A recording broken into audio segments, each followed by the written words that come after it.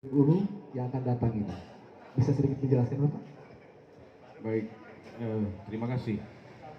Kalau kita melihat penyelenggaraan pilkada ini kan tentu yang 2020 ya, 2020 ini memang agak spesial ya, agak khusus dibandingkan dengan pilkada serentak 2015. 2015 kan ya. tahap pilkada serentak yang keempat ya, Keempat, ya, 2015, 17, 18, 19 tidak karena kita pemilu legislatif dan sekarang. Dan nanti kalau tidak salah terakhir 2024 ya, itu seluruh Indonesia serentak. Nah, untuk pilkada OKU 2020 saya melihat ada 4 hal menarik ya. Yang pertama tentu kita tahu semua bagaimana wabah COVID-19 gitu ya, atau virus corona sampai hari ini juga masih terus terjadi ya. Mudah-mudahan OKU 13 kecamatan itu segera zonasi persen suara sah. Itu nanti kita tunggu tanggal 4, 5, dan 6 ya. Artinya tanggal 6 itu sampai pukul 00 yang mendaftarkan diri gitu. Jadi disitulah nanti KPU akan bekerja ya. KPU ini tugasnya hanya 2, walaupun di Undang-Undang 16 2010, 15 2011 itu sudah diganti dengan Undang-Undang 7 gitu ya, 2017 ya kalau tidak salah ya. Mohon dikoreksi karena saya bukan komisioner. Jadi Undang-Undang 15 2011 tentang penyelenggara, tentang pemilu yang nomor 7 ya. Kemudian diperkuat lagi tugasnya di Undang-Undang 10 ya. Itu ada saya cuplikan pasal-pasal. Nah, KPU itu tugasnya cuma 2. Ya, secara umum atau secara general ada 2. Melayani peserta pemilu dan melayani kita ini sebagai pemilih gitu. Dan melayaninya harus adil, jujur, transparan, terbuka berdasarkan undang-undang. Jadi kalau ada pasangan calon yang mau konsultasi dengan Pak Jaka, Pak Yudi, Pak Doni, Pak Naning, Pak Rahmat, bisa nggak ini nyalon? Apa syaratnya? Ya jangan datang ke rumah Pak Yudi atau jangan datang ke rumah Jaka gitu ya. Datangnya ke kantor KPU ya. Ya, jadi nanti kena DKPP ya kalau dilayani di rumah Pak Yudi, bahaya ya. Walaupun alasannya minta batu cincin kira-kira ya. Nah, jadi itu hal yang menarik itu adalah muncul tokoh-tokoh yang menjadi representasi popularitas dalam konteks keterkenalan di masyarakat.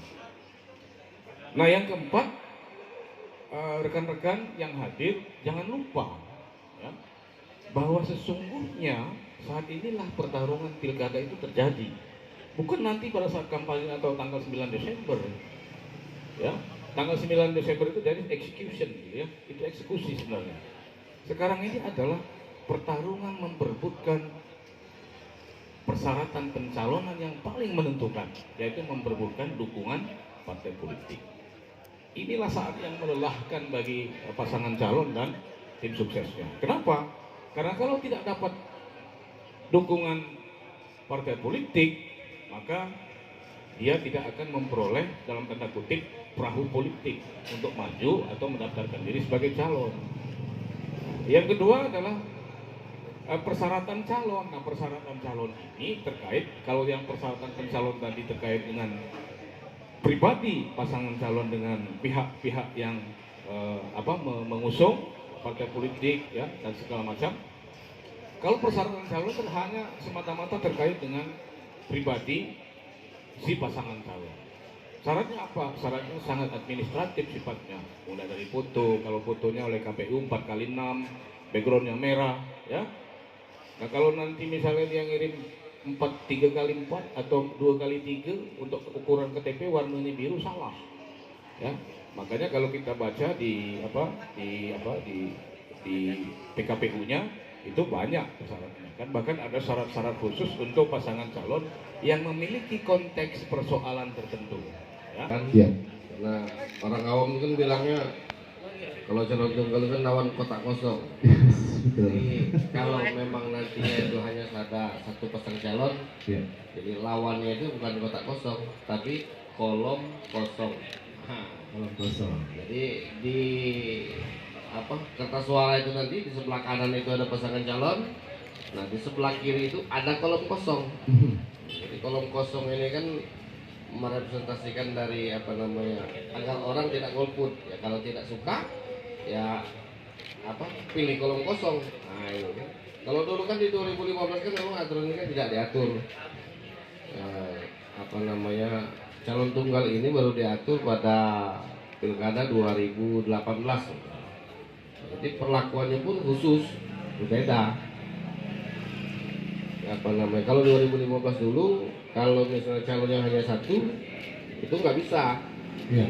Jadi terpaksa harus buat calon boneka. Nah, kalau agar tidak terjadi masalah itu makanya 2018, 2017, 2018 itu dibuat aturan kalaupun ada calon tunggal itu lawannya adalah kolom kosong. Jadi kayak kejadian dulu kalau di Sumsel ini di Prabu Muli. Nah, di Prabu Muli itu pada pilkada 2018 itu wali kota Ridho Yahya itu calon wali kota itu dengan kolom kosong.